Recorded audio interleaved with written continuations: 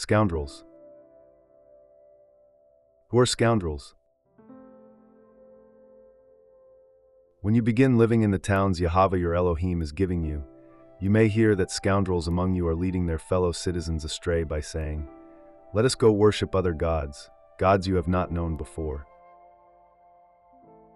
Now the sons of Eli were scoundrels who had no respect for Yahweh, or for their duties as priests. Whenever anyone offered a sacrifice, Eli's sons would send over a servant with a three-pronged fork.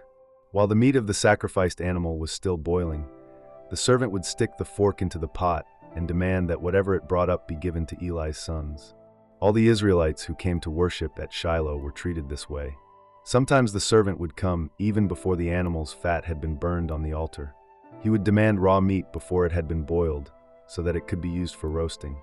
The man offering the sacrifice might reply, "Take as much as you want, but the fat must be burned first." Then the servant would demand, "No, give it to me now, or I'll take it by force." So the sin of these young men was very serious in Yahweh's sight, for they treated Yahweh's offerings with contempt. But there were some scoundrels who complained, "How can this man save us?" And they scorned him and refused to bring him gifts. But Saul ignored them. Nahash, king of the Ammonites, had been grievously oppressing the people of Gad and Reuben, who lived east of the Jordan River. He gouged out the right eye of each of the Israelites living there, and he didn't allow anyone to come and rescue them. In fact, of all the Israelites east of the Jordan, there wasn't a single one whose right eye Nahash had not gouged out. But there were 7,000 men who had escaped from the Ammonites, and they had settled in Jabesh Gilead.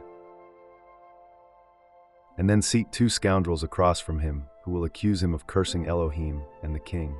Then take him out and stone him to death.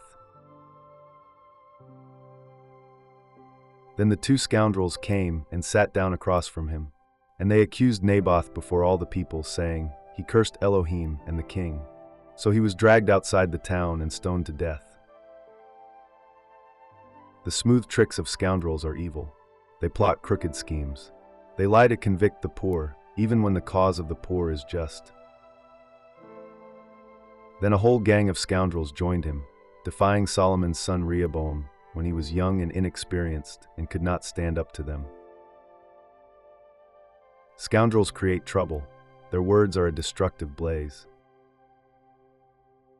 Look, a righteous king is coming, and honest princes will rule under him.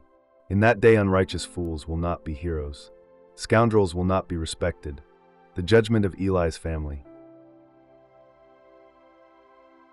Eli said to them, "I have been hearing reports from all the people about the wicked things you are doing. Why do you keep sinning? You must stop, my sons. The reports I hear among Yahweh's people are not good. If someone sins against another person, Elohim can mediate for the guilty party. But if someone sins against Yahweh, who can intercede?"